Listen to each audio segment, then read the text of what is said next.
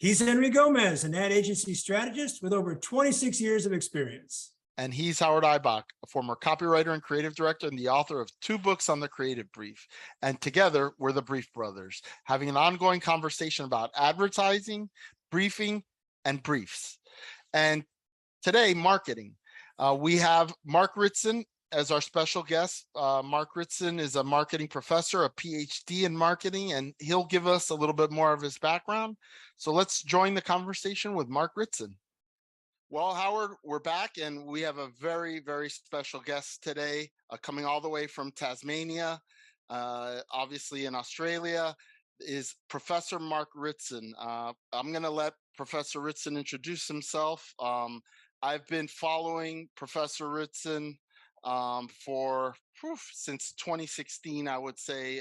So a good six, 7 years that I've been following. Professor Ritson teaches a couple of mini-MBA courses, a mini-MBA in marketing and a mini-MBA in brand management. I'm an alumnus of both of those courses. So I'm very, very pleased to have someone who, despite the fact that we've never met in person, I feel is a mentor to me, and someone who I've learned a lot from, and I think that our audience will learn a lot from, and that's Professor Mark Ritson. Welcome to the Brief Brothers. Yeah, welcome, Mark. Thanks, Henry. And hey, Howard, it's great to be here. Yeah, I'm honored to be here. Should I give you like a 1-minute career background? What would be useful? You could have 2 minutes for us. Wow. So yeah, I'm an academic gone bad. I was a PhD in marketing from the UK, a postdoc at Wharton. I started my professing career at the University of Minnesota at the Carlson School. About 25 years ago, and then taught at London Business School as a professor, and then visiting professor at MIT, and then I finished off in Australia. I married an Australian girl and moved down to Melbourne, taught at Melbourne Business School for a long time. And then having said all of that, I'm a huge critic a huge lover and critic of American business schools. They're where I learned everything from amazing people a long time ago. I fear they've gone off the boil a lot through lack of practice. And so I was always unusual in the sense that I was doing marketing work all the time. I was a marketing professor. And I worked a lot in consulting for a lot of big companies, which would make me quite unusual, which I think is a scandal. And then as Henry said, about 6 years ago, I launched an online version of my MBA course called the mini-MBA in marketing, which is just a core marketing course from a good business school, but taught in a bit more of an applied, advanced way. And we've now trained nearly 30,000 marketers around the world in more than 60 countries, and it's growing and it's changing. You know, for a lot of marketers, it changes the way they do things. And it's probably the thing I'm, in a later stage of my career, the thing I'm most happy about is it makes a shit ton of money, which is great. But more importantly, perhaps, it really is having an impact on practice, which for me is very important. So yeah, that's me. And I live in Tasmania. I have a house in Sydney, but we live in Tasmania. My wife's Tasmanian. If you don't know it, Tasmania is the island to the south of Australia. Okay. As you can see, it's very green and rainy and snowy. We do get snow in Australia down here. And it's been my home for about 15 years. It's probably the most ridiculous place to live if you want to do international marketing consulting until the pandemic came, at which point it was ideal preparation, because we've been socially isolated for 100 years down here. And we had no COVID. We're an island, so the island just shut down. And we live without masks and all of that stuff because we just stopped everyone coming in for a year and a half and lived normally. And it was kind of a brilliant place to be, given how tricky it was for everyone else. So that's me in a nutshell. That's wonderful. How far are you from the South Pole? It's a good question. I don't know the actual geographic distance in that terms, Howard, but I do know if you got on a boat, it takes about 2.5 days, because they do that all the time.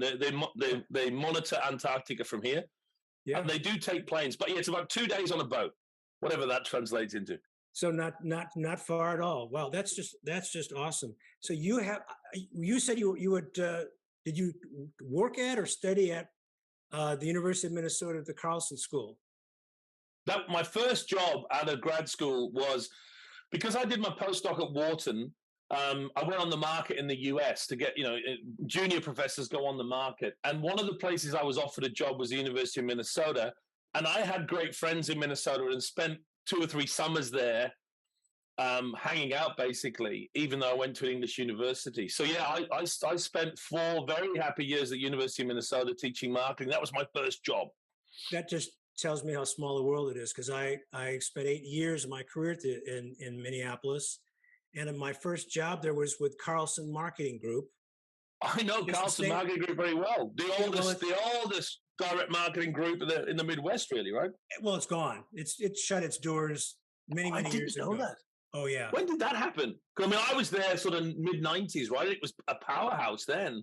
So I was there from 2003 to 2006. They had a major management change at Carlson Marketing itself on the creative side, and it probably shut its doors no later than 2010, maybe.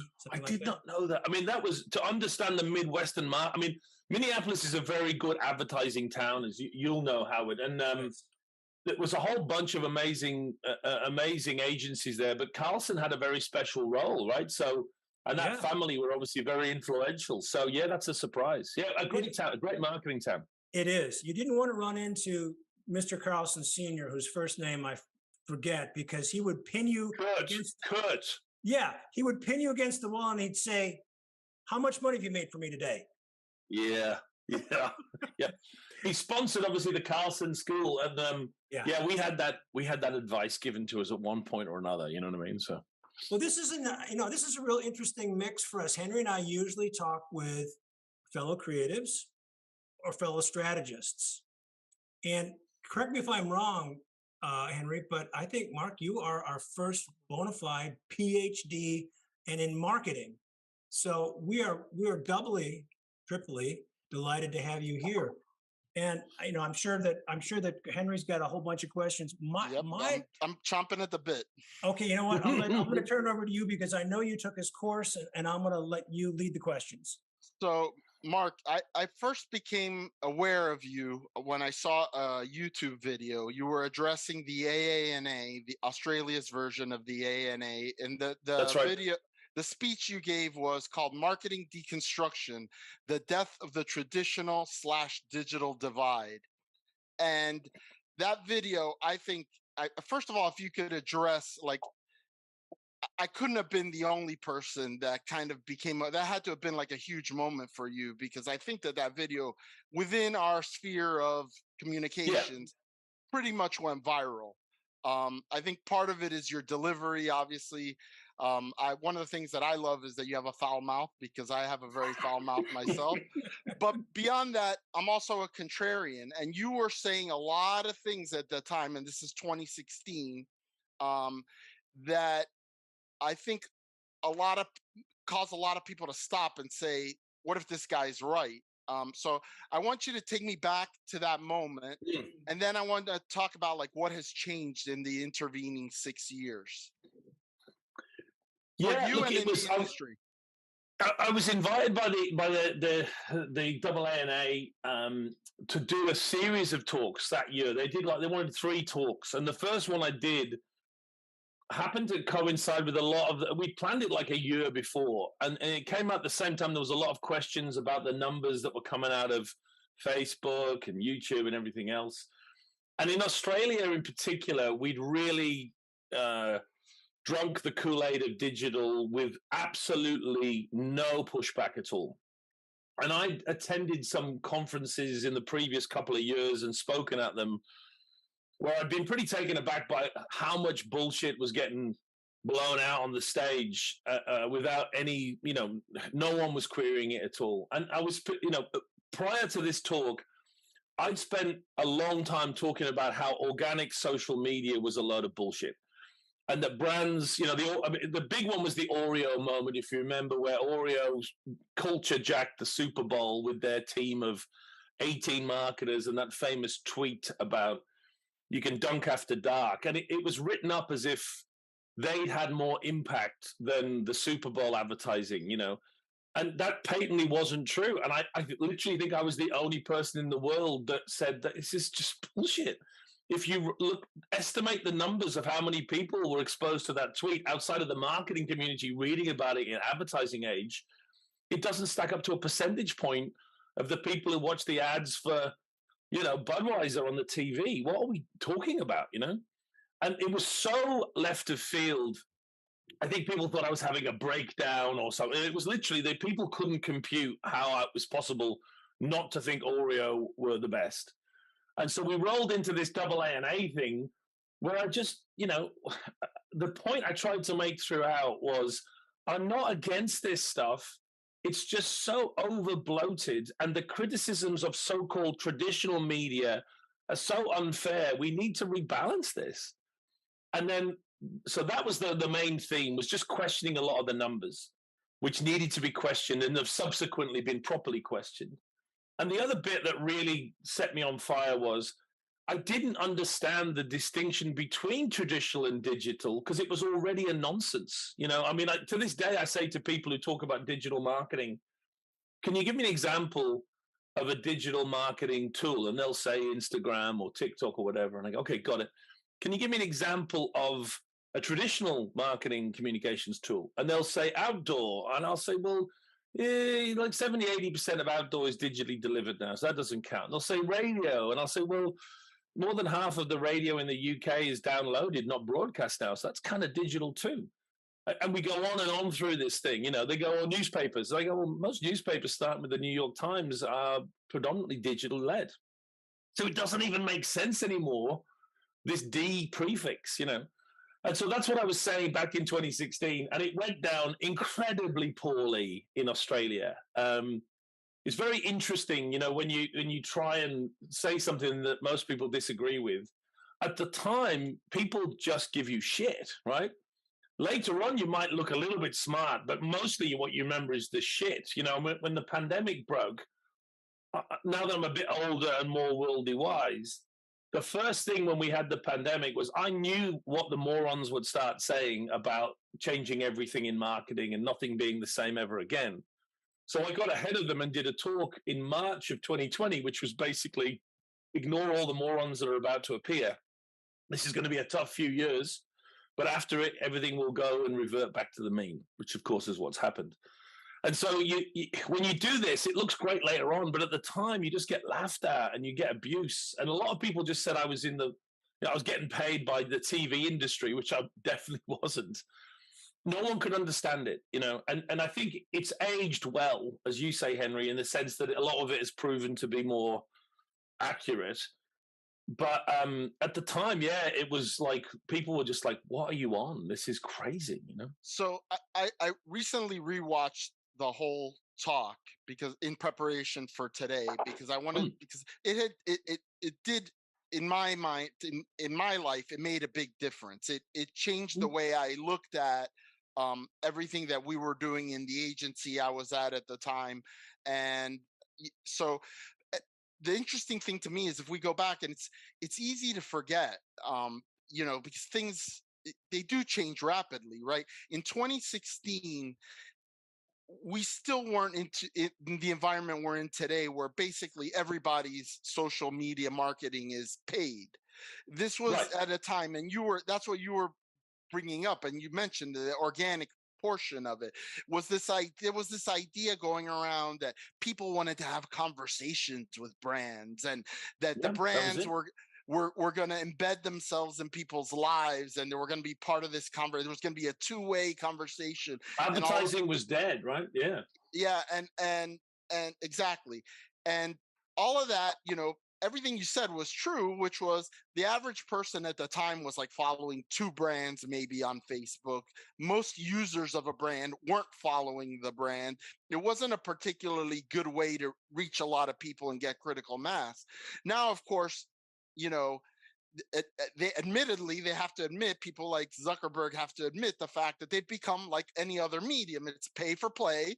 They have a huge audience, and that's valuable to marketers. And getting the ability to pay to be able to talk to those people in an advertising sense makes sense. But what was going on back then didn't seem to make a lot of sense. And there was a disproportionate amount of energy, budgets, and discussion, which brings me to the next point I wanted to bring up, which was a little bit about how the media covers the industry. And I know that you have a lot to say on, advertising is dead, this is dead, that's dead.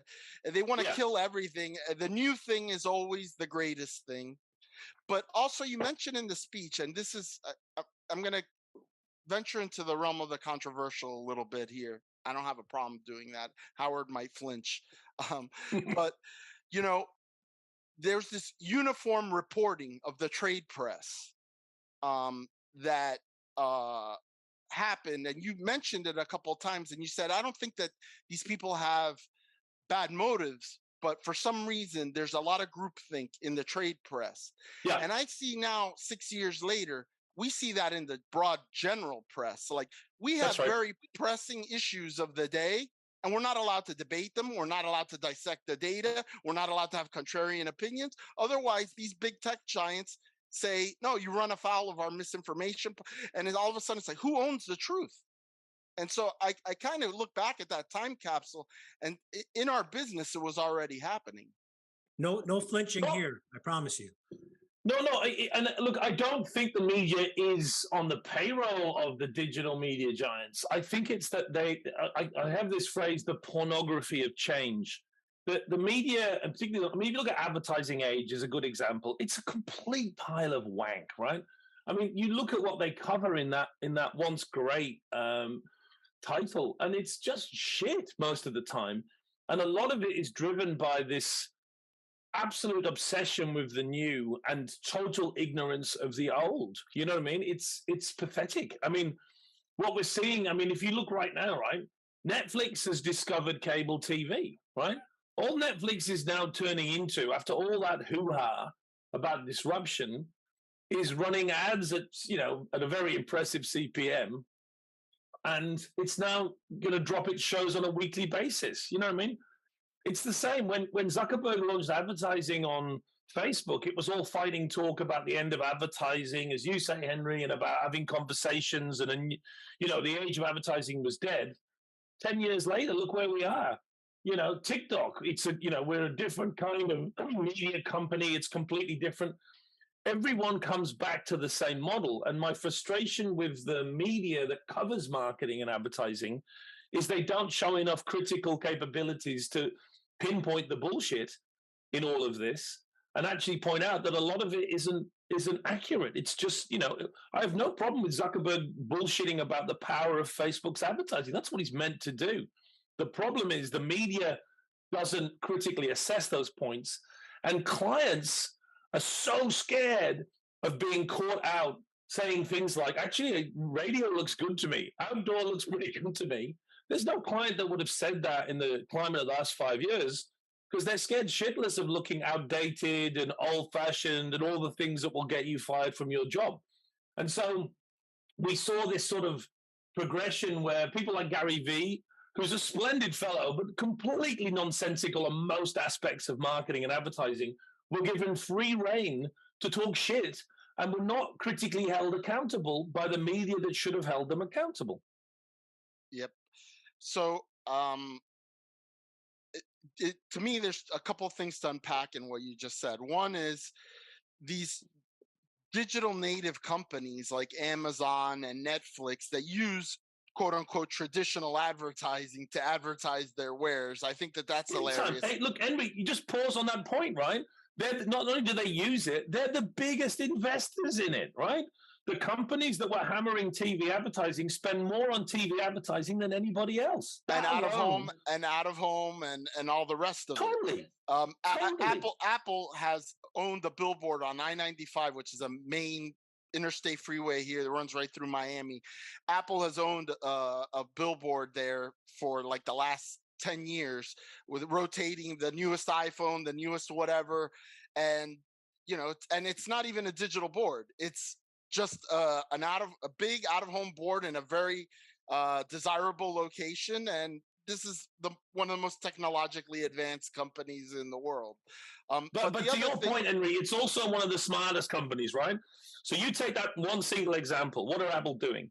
They want a non-digital billboard because viewability on non-digital billboards is 100%. Not only is it 100%, if you look at the dwell time and the actual fixation time on outdoor fixed advertising, it's around 85%. So you're running an ad that 85% of the people are going to look at. Yeah. Digital doesn't have anything like that, right? For starters, something like 70% of Instagram advertising isn't visible, right? It doesn't appear in a human place, right? So when you start running the proper numbers on this, you start to realize why Apple are doing it, because they want their ads to be seen, and they're a smart company. That's why you would do outdoor, man. And in this particular case, a lot of the billboard ads that they put up are for, photograph on iPhone, right? So it's beautiful imagery that draws your attention. It's in a jumbo spectacular format that, it really benefits the brand and what you're trying to sell, which is gorgeous photography taken on an iPhone.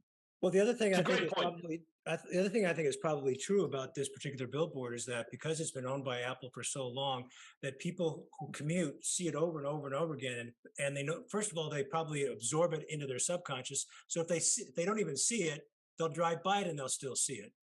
One of the things that I came across a post on LinkedIn not long ago. It was a study posted. Les Binet was part of the study that said a cohort of people had electrodes attached to their brain to measure the way their brain waves responded when they saw a new unfamiliar brand versus an old brand that they were very familiar with. And the assumption was going into the studies that the people who would see a recognized old brand, the brain waves would be firing off like crazy because they recognize it, but they wouldn't be firing off because it was a new brand. Guess what? It was the exact opposite. New brands caused people to work harder because they didn't know the brand. They had to say, what, who, what? The old brands had been so embedded into their consciousness that they didn't have to work very hard. And of course, they used the term, brand, building up a brand is a no-brainer. And here was an actual study that demonstrated that. So that's what Apple is doing. Less friction involved. Right, less tension. Yeah, and it ties into one of the greatest pieces of research of all time, Paul Dyson's research, that looked at what were the biggest drivers of advertising effectiveness. And it'll break you to your hearts, but creativity was only number 2. Obviously, you need a great ad, a great creative to make an ad work best. Number 1 is how big is the brand already? Not how much it's spending on the ad itself, but how big is the brand already? It's an 18 times multiplier on effectiveness, hugely bigger than anything else in the list. Wait a minute. Partly to your point, Howard, because the ad just slips into existing mental availability and reinforces. Byron Sharp, there you go. Yeah. Mark, and one of the great tragedies, boys, of America, I have to tell you this, I learned so much from America. I went to America in the 90s to learn marketing because Americans were so far ahead. Wharton was mind-boggling. Carlson and companies like that were mind-blowing to me because they were so far ahead. America is a long way behind in marketing and advertising and branding now, a long way behind. And I don't know where you point the finger, but the absence of knowledge of Byron Sharp and Ehrenberg Bass among most American marketers, you guys being an exception, is a stunning omission of someone who's the greatest thinker on branding. I don't agree with everything he and Ehrenberg Bass say, but he has changed the world of marketing, except in America, where they're living in 2004. Believe me, I know. I work on a couple of Fortune 50 brands that, they're stuck in a period of time that I don't know, how to describe it. I work on other brands, particularly an FMCG brands that very much are in tune with it. So I think it's taken, unfortunately, a while, which I guess kind of leads me to the next thing. And Howard and I always talk about this topic a lot, or not always, but we talk about it a lot, which is training. And I think it goes right up your alley with the mini-MBA courses that you're teaching. And that is that, you know, I started working in advertising, and I've been in the agency side my whole career, 26 years.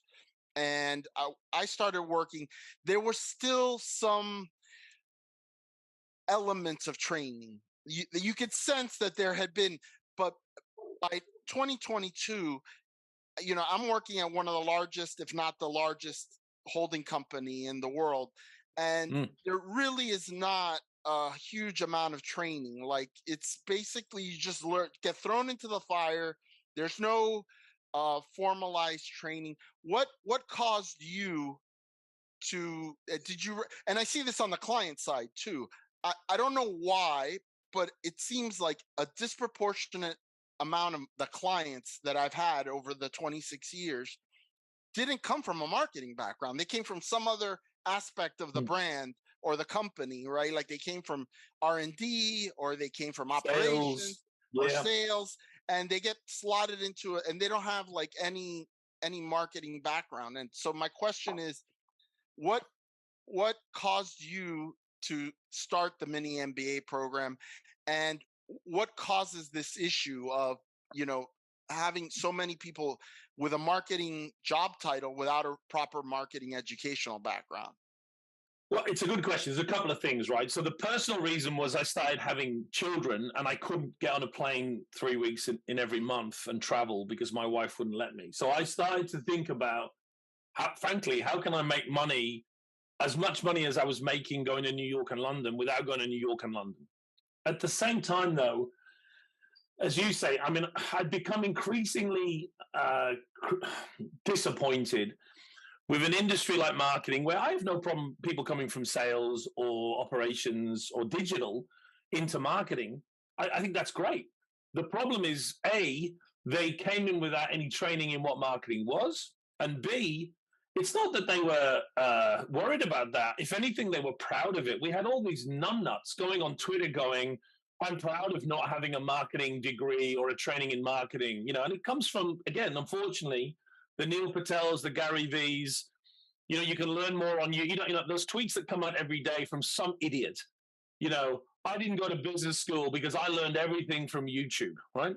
And then what they do then is go on talking about shit, which proves they know nothing. I mean, the classic example of ignorance, which you see, again, 100 times a day, you know, this company was successful without any marketing. No, it wasn't. It was successful without any paid advertising, which is about 5% of marketing. I'm glad you brought that up, because that's a topic I definitely want to cover, which is the conflation of advertising with marketing. But we can park that, and yeah. Okay, we'll come back to it, because it's a function of complete lack of training in marketing, proper training in marketing, right? Advertising is an important part of marketing. It's about 8%. Digital advertising is about 4%, right? Those numbers are, if you understand marketing, are inarguable. But if you're an ignorant idiot that came out of an industry and didn't have the capability or guts to get trained, you're like, well, how can that be, right? So that was part of what was driving me as well, was, God, we just need to train these guys. And the third part was, but I looked at the business school world, where at the top business schools, at the Whartons, at the MITs, at the London business schools, they do have a great training in marketing. But no one's going to spend $100,000 in 2 years to get that training to develop, you know, proper marketing skills. You know, 99% of the people I work with aren't going to be able to do that for whatever reason. So you put all that together, and I became obsessed with this idea that Marketing Week, the magazine I write for in the UK, gets about 600,000 unique visitors a month to its site. I was pretty sure I could convert 1% of them to do my course, which would be an online course. And I was pretty sure I could charge around £1,000, maybe about $1,500 for the course. And then whenever I run the numbers, it just looked like a good business proposition. And then it's interesting. I'm not an entrepreneur, or I wasn't. I couldn't get anyone to buy into it at all. So I started to feel like I was probably going insane, but we finally launched it. And yeah, it's gone, it's been an amazing success, partly because there's a hole in the market of proper good level quality training. and partly because there are, as you say, there's a shit ton of marketers, honest marketers, who go, I don't know enough about marketing. I've not had a proper training in we're a 100-year-old discipline. And whenever I promote it, you'll always get some dipshit who follows Gary Vee going, I don't need no training. Basketball players, they can, they go straight from high school to the NBA. And there's always some bullshit thing. And I always reply the same way. I go, that's great. Basketball, awesome. Here's what I believe. Training in marketing makes you better at marketing. The end. Yeah. It's an inarguable point. So a couple of things that, you said that really resonate with me. Number one is my degree. I have a bachelor's degree in economics from the University of Florida. I got into advertising as really a second career after I went bust in my first career as an entrepreneur. And I started out, very insecure. I ended up in strategy because I recognized the small agency I was at didn't have really a strategy capability, and it needed it. And so but I felt insecure. So I was trying to teach myself all the time. I was looking for materials. Which books should I be reading? This was before even like YouTube and things like that. Yeah. That's how I found Howard. By the way, Howard wrote a book, How to Write an Inspired Creative Brief, and that we became friends after that. Yeah, I brought Howard to the agency to teach a workshop to the people at the agency I was at the time. So I always had this fear that there was something I didn't know that I needed to know, and that was kind of what drove me into your arms after I had become acquainted with you, and when I saw the advertising for the mini-MBA, of which I was in the first cohort. And a funny anecdote was, I was debating, because you said it was like £1,000, it was like $1,500, and I was debating back and forth whether I should do it. And finally, in my mind, I said to myself, how much money have you made in this industry over the last 20 years? And I said, a lot of money. And how much money have you invested back in your education? That's good. Not a lot. Maybe a few books, maybe some time, but really not anything significant. I said, what's $1,500? So I pulled the trigger. I put my credit card down. I charged everything. And the next day, Britain voted to exit the European Union, and the pound sterling crashed. And if I had waited 2 days, I would have saved about $400. That's right. No, it's your timing was bad. I mean, it's interesting though, but you're very typical, Henry, in many ways. Of we attract a tiny fraction of the world's marketers. They tend to be quite senior. Most of the average age is 41 on the course, and they have something in common, as you describe it. They're all pretty good at their job, but they all have that confidence gap that says, I think I'm pretty good at this, but I have no idea how to confirm that. And I remember interviewing a woman when we did the research for the positioning on the course, and she's a very senior marketing woman in the UK. And she said, I always have this nightmare about the guy in the back row. So whenever she gave a talk about anything, she imagined some guy in the back row standing up and saying, look, do you have any formal training in marketing? And she'd be like, no, I don't. It's like, well, I don't believe anything you're saying. And it's a complete paranoia, right? And she's a very good marketer. But what we found was when we do when I track the course success or failure each time, one of the 2 or 3 metrics is confidence. Did this course make you more confident in marketing? And people often say, that's a weird thing to track. And I'm like, it is if you don't understand good senior marketers who came from a different industry, who know their stuff. We add more stuff, we connect it all together, but we also go at the end quite correctly. This is the kind of training that you would get at a top business school. There is nothing more expansive or better than this. If you understand this course, you're on. You've got it. Yeah, they talk about imposter syndrome, right? And I think that's what this kind of, it's like I play a marketer on TV every day, but I'm not really one, and that's that kind of that lack of confidence. But I will say it's not just about confirming stuff that you've learned on the job. Having taken both courses, I definitely learned new things. I found ways to apply them.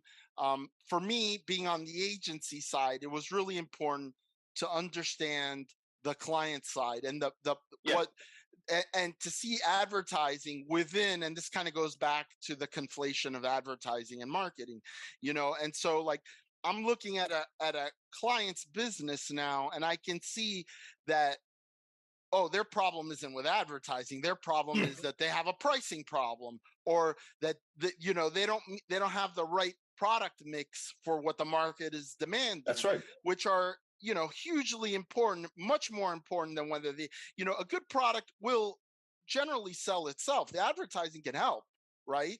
But if you're having problems with the other, and I use the old 4P model, but if you're having problems with the other 3 Ps, there's nothing good advertising and PR can fix. But Henry, there you go, Steve. There's a perfect example. We've had 15 years of idiots rewriting the 4 Ps, right? There's 8 Ps, there's 6 Ps, there's 7 Qs, there's in one case 44 Ps, right? There's absolutely nothing fucking wrong with the 4 Ps, right? It's a brilliant model of how to handle the tactical part of marketing. Yes, it's 60 years old, but sometimes being 60 years old isn't a bad thing. It signals that it has long-term value. But we as an industry are so keen on reinventing the rules that we don't even know how to apply the original ones. Almost everyone that's written one of these half-assed columns about, it's not about 4 Ps, it's about 25 Ts, doesn't actually understand the 4P concept in the first place. I'll give you a good example. A lot of numbnuts go, you need to add positioning, so there should be 5 Ps. No, you shouldn't. Because the 4 Ps are were always written as the tactical levers. Positioning's part of strategy. It happens before we get into the Ps. But unless you've been trained in marketing, and most of these guys haven't, they're trying to write a new book of marketing without actually understanding the existing corpus. You make that elementary undergraduate error. If I speak bad French. If I said, look, you know what, I'm going to create a whole new version of French, a new vocabulary in French, right? And okay, I don't really understand French very well, and my pronunciation's shit, and I can't actually write it, and my grammar's wrong, but I'm going to create a new one anyway. People would laugh at me. But we allow people with no formal training or knowledge of the basics of marketing to try and recreate it in a new way. And what they need to do is sit down, shut up, and learn from the 100 years of existing marketing history. The world hasn't changed that much. You get these guys saying, oh, marketing has changed more in the last 12 months than in the last 50 years. Horseshit. If you lived through, Marlboro Friday, the evolution of outdoor sales promotions, we've been changing throughout the history of marketing. It's just that you guys don't know your history. You're obsessed with the pornography of change. So, yeah, we have to try and pull these people back. We call it a discipline, but we have no discipline. That's the problem with marketing, right? It's a free-for-all, and it's a free-for-all run by and large by idiots that don't have any experience of the actual thing they're trying to be in charge of. I was going to... Go ahead. That's a really interesting observation, Mark. I'm an advertising guy. I'm a former creative, so I have no pretense and no compunction about saying I don't really know anything about marketing. And that's right. And as we said earlier, Howard, in the pre-talk, right? I don't know much about creative briefing. I don't get involved in advertising too much, right? But I know what I don't know. I know when the agencies turn up, I have no idea what's going on. It's time for me to go. And I get that. But I'm seeing things that trickle into what I do from the marketers who don't know what they don't know. And just one little example is when I go before the pandemic, I used to travel 100,000 miles a year. I'm doing everything virtually now. But I can't tell you how many times I would be working with marketers for major brands that you would recognize. And I would ask them, okay, and we can debate the appropriateness of this phrasing, but I use the term, what is the promise of your brand? Can you summarize that promise of your brand? And they look at me and they say, they're still figuring it out upstairs. They don't know what the brand promise is. And again, unfortunately, what you're describing, it's so the scandal that many of us have been aware of for a long time, as you say, with very big brands that you would imagine were much better run than they are by very famous CMOs. we have all this horseshit about, what is strategy, overcomplicating strategy. So strategy is only a couple of things, right? First of all, it's getting rid of tactics. You cannot have a Facebook strategy, right? That doesn't actually it's literally a contradiction in terms. Facebook is a tactic. Marketing strategy is about what you as a company, first of all, want to achieve. And it comes down to answering three questions: target, to your point, position, whatever we want to call it, and objectives. And what we've learned more recently from these Better Briefs research surveys, but what we already knew, is the vast majority of big brands don't have a marketing strategy. I'm not saying a good one. I'm not saying a correct one. I'm just saying a strategy in place before they start doing tactics. And that's the level we're at in marketing right now. The basics aren't done well because we're all obsessed with TikTok and all of that shit.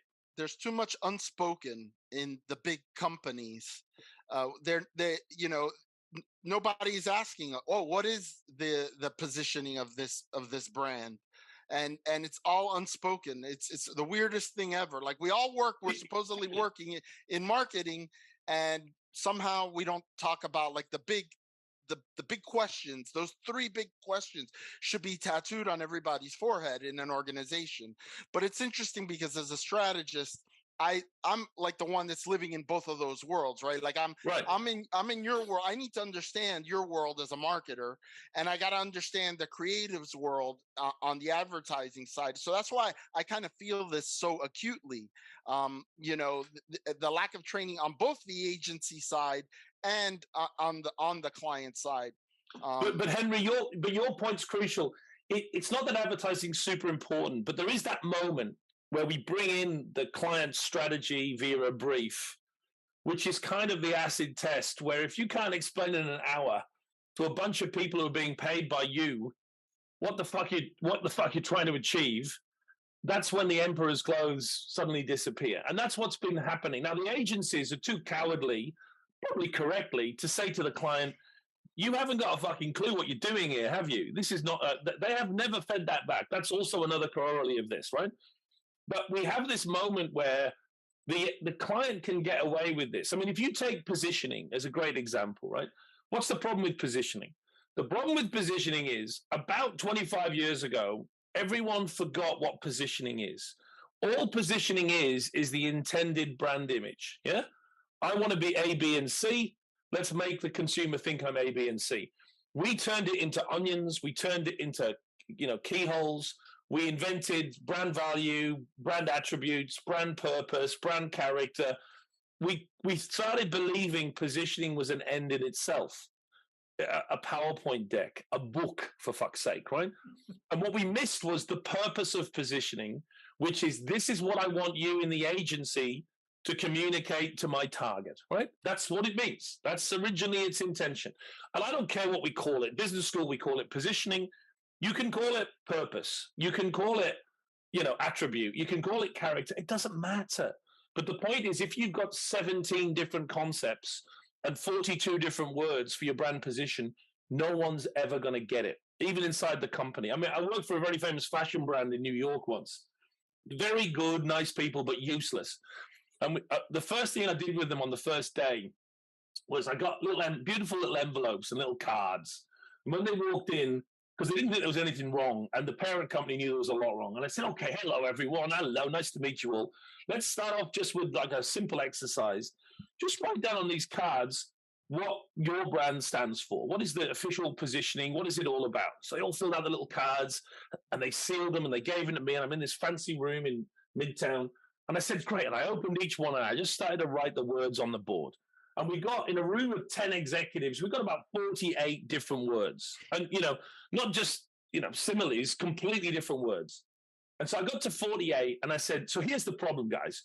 You don't fucking know what your brand stands for inside the leadership team. And I pointed to the beautiful window looking out over the rest of New York City. I'm like, there's no chance that any of those people out there are going to have a clue. Yeah. And that's a typical story of bad brand management.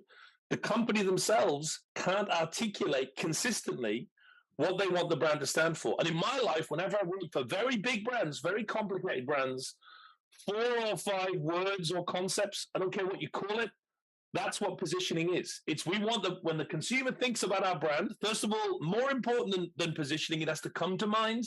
And then we want them to think this, right?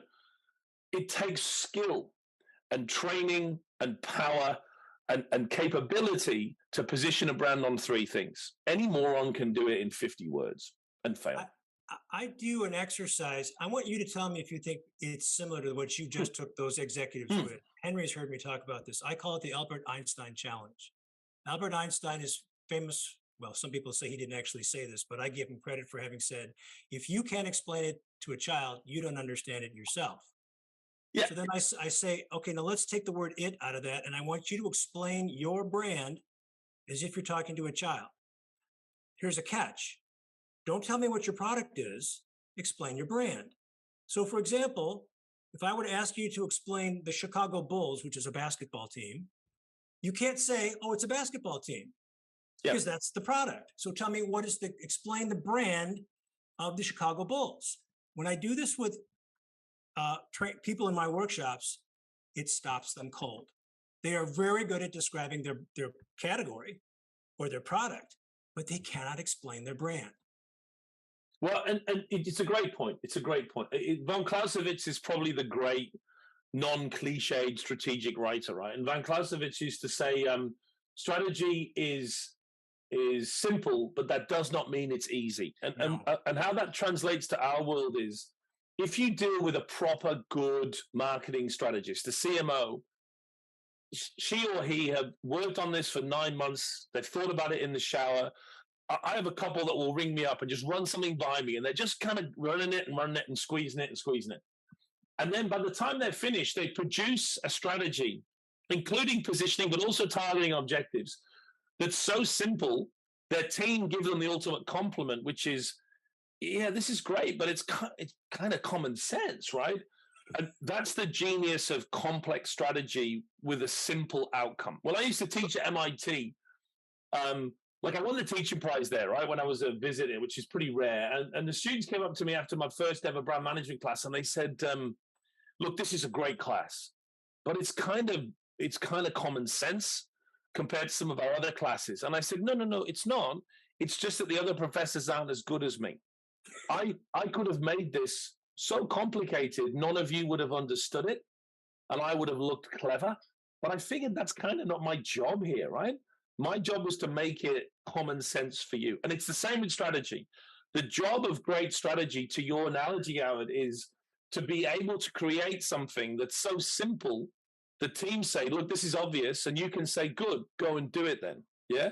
We've all worked for lots of shit companies and shit bosses who don't think enough, aren't smart enough, and produce a strategy so complex, you need McKinsey in a 12-deck presentation to understand it. Well, see, Mark, you would never succeed in a literature department at any university in this country, because you would be expected to speak in such obscure language that only other professors would pretend to know what you're talking about. No, hey, look, I've lived that, Howard. I have PhD students, right, who I love dearly, who I supervised, who have written papers at the end of our work together on their thesis, which I am like, I have no fucking clue what this means. And yet they've gone and published that paper with great acclaim. And to this day, I'm like, it was my original idea. It was my supervision. I still have no clue what 7 of these pages actually mean. Well, that's a key reason why neither of my books on the brief would ever be accepted by traditional professors of advertising and marketing. Adjuncts who are former, agency employees who teach on the side, they'll use the books because they know what the real world is like. Okay, let's go there. I've been a tenure track professor, right? I've worked at proper universities. Let me be very honest about that. Then let's go.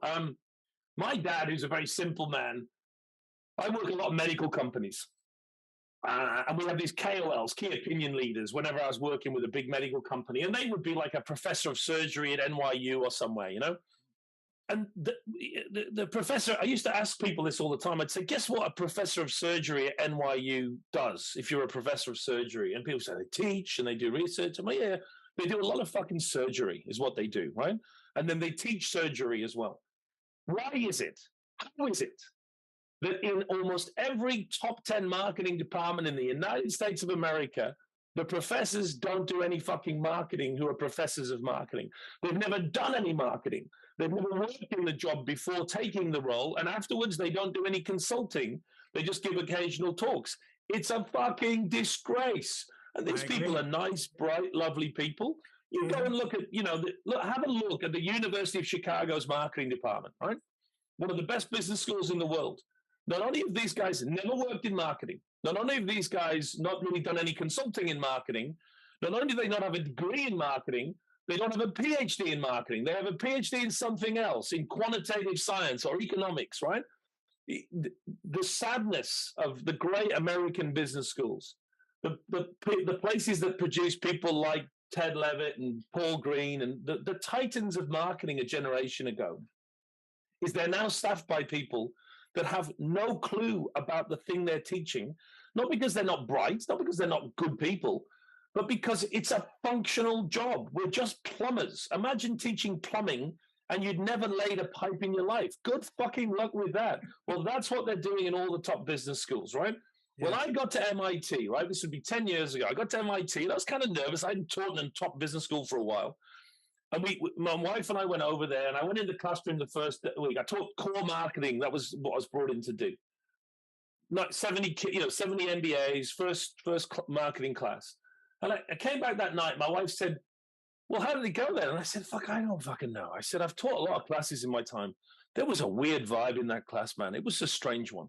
So I went back on the Thursday for the second class, and I had a class of 70, and there were 140 people in the room sitting on the windowsills and stuff because word had got out. This fucker's actually done marketing. And they all turned up for the class. See what I mean? That's the state of American business school education, right? It's a shame that it's got that level, but that's where we are. And we needed the American business schools in the decade we've just had, back to Henry's point about digital marketing. We needed them to be on the game, and they were just fucking, completely up their own orifices, completely outside of the conversation. Which American professors are having an impact now? Galloway doesn't count. He's not a real professor. Like Galloway's adjunct, right? Brilliant as he is, he's not a PhD that came through the tracks. Where are the great marketing thinkers of academia? They're not in America, right? It's Byron Sharp, who's based in Australia and who's a Kiwi, right? Who has had 100 times more impact than all the business schools of America in the last 10 years in marketing combined. It's an incredible scandal that this is going on when America is the home, or was the home, of great marketing. I can't agree with you more, Mark. I want to finish with one. Out of respect for your time, I want to finish with one last big topic, and also close out with another anecdote. So we kind of tiptoed around it. We mentioned the word purpose, but it was in the discussion about positioning. And of course, brand purpose has become like this thing. And what we're talking about isn't like a brand's true purpose, like, serve family friendly meals, but rather how brands are supposedly saving the world. And I know that you have some opinions on some of these brands that are going after like these really absurd brand purpose statements that go far beyond like any reasonable reading of like what that brand or that company actually does for a consumer. And now, Mark, just to let you know, you've been holding back on us, so don't hold back when your answer on this one. Okay? Well, look, so I'll preface it by saying, look, first of all, brand purpose is a strategy, yeah? And strategy is choice. So there are companies that will make the right choice to either adopt a brand purpose as their positioning or not. Where I have a real problem is with the purpose selling people that say, without brand purpose, your brand will fail. Yeah. Without brand purpose, you cannot succeed. That's just nonsense. Most brands don't need brand purpose, right? And so there's a couple of problems with the whole purpose nonsense that we can't talk about in America, because if you said this, like, people would throw themselves out of windows, They're so fucking ideological about it. So first, the premise of branding, let's not forget, is mostly built on salience and just brute awareness. So your main job, and if you put a bullshit number on it, I'd say 75% of the job of brand and brand management is to make sure your brand comes to mind. Okay, it's got nothing to do with what it stands for, brand image. That's a minority thing, right? So first, don't forget that salience is the main thing, and that doesn't matter. Purpose doesn't matter. Second, even for the smaller proportion of the brand image that matters, is a purpose really so important to customers? Is it something that differentiates you? Is it something that you actually deliver upon? These are questions that no one asks, right? It's an opportunity cost if you choose to position on brand purpose. And I'll tell you right now, we're in an interesting place. We're going into a recession in most countries. We've got this bullshit research where we say to someone, hey, if a brand stood up for your values and looked after the planet, would you buy that one over the other one? Yes, everyone says. Of course they do. They don't want to look like a wanker filling out a survey. But when it comes to where they spend their money, their actual behavior versus their spoken recollection of their behavior, we see a very different thing. So I'd be very skeptical right now of many of the brands that are pushing the purpose agenda, because A, they're not delivering on it properly. B, customers don't really care about it in many sectors. And what's going to happen is, of course, the opportunity cost of pushing a very generic brand purpose that isn't important to customers is that those brands that position on a proper customer-based value platform will have a stronger, and on salience, will have a much stronger impact. And the case study to watch is Unilever, right? So Unilever have been very purpose-driven, most purpose-driven consumer goods company in the world. And again, it's not a complete story here. For some of their brands, Dove, the purpose position is perfectly valid and the right one to play. Customers care about, the real value of beauty. It's differentiating versus a lot of these fake bullshit beauty companies, and Dove delivers on it brilliantly. Success. 100% agree. Yeah, it's a brilliant story, right? But Unilever has 45, 50 other brands, Hellmann's mayonnaise, that are trying to position on, use Hellmann's mayonnaise and reduce landfill. What? Or pot noodle. Like they're looking for a brand purpose for pot noodle and for ice cream, and so it's an ideology. And so beware anyone that says brand purpose is always wrong. It's not. And anyone that says without brand purpose, you'll always fail. You won't. It's a strategic choice. And like anything else, sometimes you should make the choice and sometimes you shouldn't. But you first need to understand and have a proper strategy in place. No surprise, we don't have CMOs that do that. They just go, oh, I must have a brand purpose because everyone has a brand purpose. Here is my brand purpose. And off we go on the carousel of bullshit once again. Yeah. A couple of thoughts occur to me. One is, having just come back, or a couple months ago from Cannes, Mark Pritchard was there, and he gave a speech where he was kind of walking back a little bit away from the brand purpose, and he was talking about growth. We need to be about growth. We can. I remember that. When I remember it very clearly, Henry. I think Mark Pritchard's a very smart operator. I think he's a very clever guy, and he's got the success, right? And I think his point was, we have to have a conscious about what's going on, and we have to achieve growth, but growth above the consciousness of it. We don't have to trade them off, but growth is our priority. I thought it was very well said, right? Yeah. And by the way, it doesn't mean, when I say don't have a purpose statement or whatever, it doesn't mean I think we should rape the planet or treat animals despicably or treat any part of our employee base in a non-optimal way. It's just I'm not going to focus on that as my appeal to the customer. That's the point, right? That's the point. A lot of these purpose junkies will portray you as being, oh, what, you just care about money. It's like, no. I think companies should operate in an extremely responsible fashion. But when I lay down my chips, ethical, responsible, but that doesn't have to be your positioning. And, exactly. Which brings me to the other point I was going to say. I wrote a piece on LinkedIn a few years ago about this exact problem, and I said, look, there are companies like Tom's Shoes, right? You buy a pair of shoes goes to somebody who doesn't have one. That is a company that's built, organized, and consumers love that about Tom's shoes. The problem is when you have every Tom, Dick, and Harry masquerading as a company that has a brand purpose, consumers get jaded.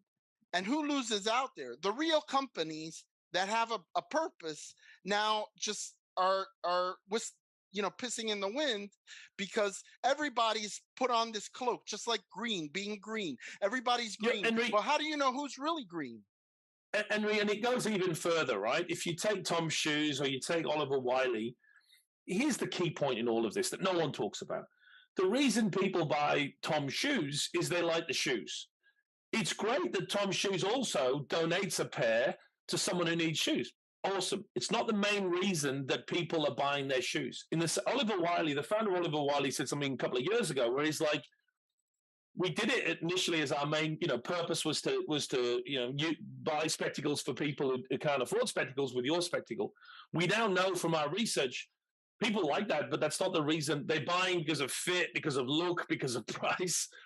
But we're going to keep doing this because we think it's the right thing to do. But it's not why we're successful. But at least they can claim somewhat of a positioning there, and it is part of their brand DNA to some degree. It is, Henry. But here's the point about purpose. Which idiot said it had to generate a fucking profit, right? That childish schoolboy necessity to say purpose will make you more money. What? No. The point of purpose is purpose. In fact, there's a strong argument purpose should cost you money, and you're doing it not because it makes you a profit, but because you believe in it in the first place. At some point, a bunch of marketing morons said purpose will make us money. It won't. I think that's what they say. I think that's what they say to their CFOs, but I don't think they believe that. I think that they like to go to the cocktail parties and they don't want to be associated as a money-grubbing capitalist. But do we know? I think it's become uncool. It's become non-trendy to make a good product, sell it at a good price, employ people. Could you imagine somebody more uncool than the CMO of Walmart? I mean, if you walked into a cocktail party in Manhattan and said, I'm the CMO of Walmart. Yeah. Oh, I mean, you're making coffee, you're making sugared beverages. What a terrible admission, right? Because there is a sense of, what are we doing here? But I think it's an American problem. It's less widespread elsewhere. There's become a sense of shame about making a good product at a good price, employing people at a fair wage, turning the wheels of economy, and not destroying the planet by doing it, not hurting anyone, but running a good business. That I do like Musk on a lot of topics. Elon Musk is very clear. Our purpose is to make a profit. Our purpose is to employ people. Our purpose also is to move everyone to a solar-powered future. But fundamentally, the purpose of a business is to be profitable and sustainable in every sense of the word. So make money for the owners of the shareholders, and ideally in an ethical way. I mean, Howard, a sustainable business model that has a future for the business as well as for the planet. We're on two extremes of either, we're arch capitalists who hate purpose, or we're purpose-driven non-capitalists. There is a middle ground that's possible, but purpose should cost you something.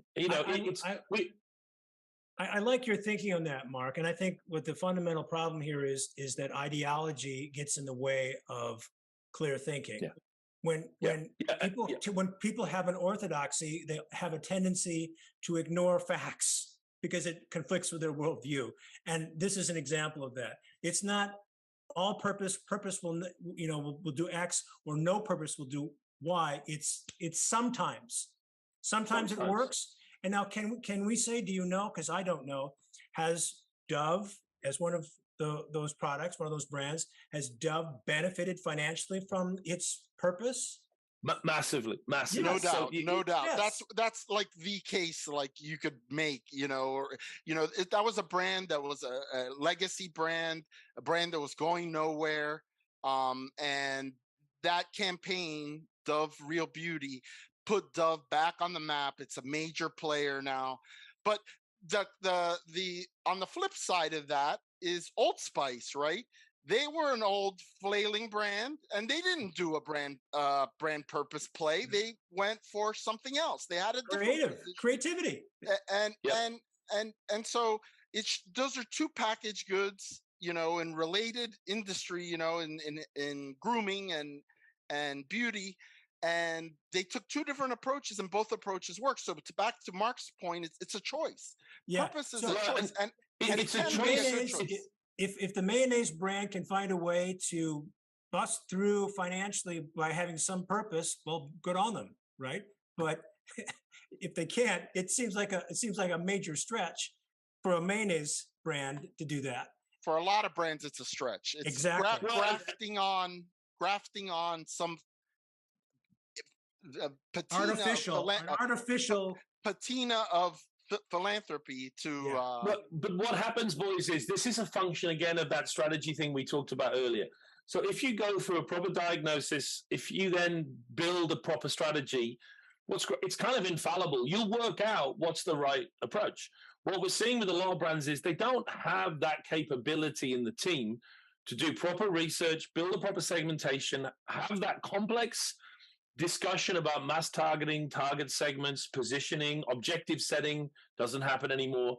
You get that in place, you instantly know what's the right avenue to go down because your strategy is guiding you. What we're seeing with purpose, being bolted on, is that process of marketing isn't there. So what we get instead is just jumping at things superficially and doing them poorly as a result. And it's a function of this inability to do fundamental marketing properly.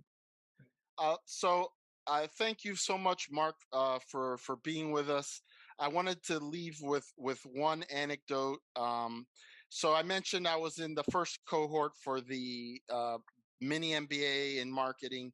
And then when you came out with a mini-MBA in brand management, I also wanted to be in that first cohort. I signed up right away and was on it. At the time, I had just started working in my current role as vice president of strategy at an agency here in Miami. And I was also teaching a class in advertising strategy at the University of Miami. And I was taking your course. And my wife had a brain aneurysm. And, my life got turned upside down. I missed a couple of weeks of class at the university. I was, at the hospital. It was a nightmare. And the deadline for the simulation, which is the final project, came and went. And I reached out to you and I said, Mark, I've got this problem. This is what happened. If you could reopen the training, the simulation for me, I'll, just cram it and do it. And you wrote back, said, oh, no, don't do that. Just join us in the next cohort. No worries, no problem. And I was able to do that. Took the course again, soup to nuts, and got an A. So I just wanted to thank you for that. Henry, it was my pleasure. I can remember you in the user groups because we have a pretty good debate, during the class.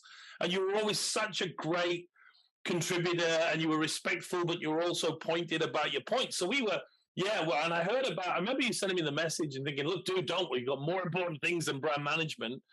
But all credit to you. You came back the following class and you smashed my simulation. I think you did pretty well. I did pretty good. I surprised myself how well I did, but then I saw there's the outliers, like the people that did amazingly well, like they just it's crazy. But I was very happy with the grade. We should explain what happens is we do the 10 weeks of the course and you build a brand plan and then you run it in a 5-year simulation and your share price is your grade. And Henry did very well. We only give out 20% of the class get an A, so Henry did very well. But there's a few spooks who literally pull the thing apart and just do incredibly well. And again, back to our point about confidence, they're often the people that really doubt themselves until they go through this process and they go, holy, I can do this. I'm really good at this. They're often the ones that didn't think they were good at it, which is fascinating. Well, Mark, Henry has told that story a couple of times, and I always enjoy hearing him tell that story because it speaks so well of you. So this has been a delight for me to meet you and to listen to you share your wisdom. Henry's been a huge supporter and advocate of you and your thinking, and I'm just grateful that you could join us on the Brief Brothers today. We appreciate it. Yeah, boys, it was absolutely my pleasure. Stay in touch, and at some point we'll get some drinks in some American. I mean, Miami sounds good to me. I have happy memories of getting shit faced in Miami. Let's do it in Miami or Austin. Howard's in Austin. I'm in Miami, so whenever you come to Tasmania. I mean, I've never thought about Tasmania. Hey, look, it's boring here. My wife might catch me. No. We'll do it in the States. I've had a drink in Austin before, but it's been it's a beautiful town. I have to say, though, getting shit-faced in Miami is a singularly wonderful thing. So I think we're going to do it in Miami, boys. I'll be glad to be your host in Degenerate Sounds like Drinking. A plan. Sounds like a plan. South Beach, here we come. Good stuff, Henry. Good stuff, Howard. He's Henry Gomez. And he's Howard Eibach, and together we're the Brief Brothers. Till next time.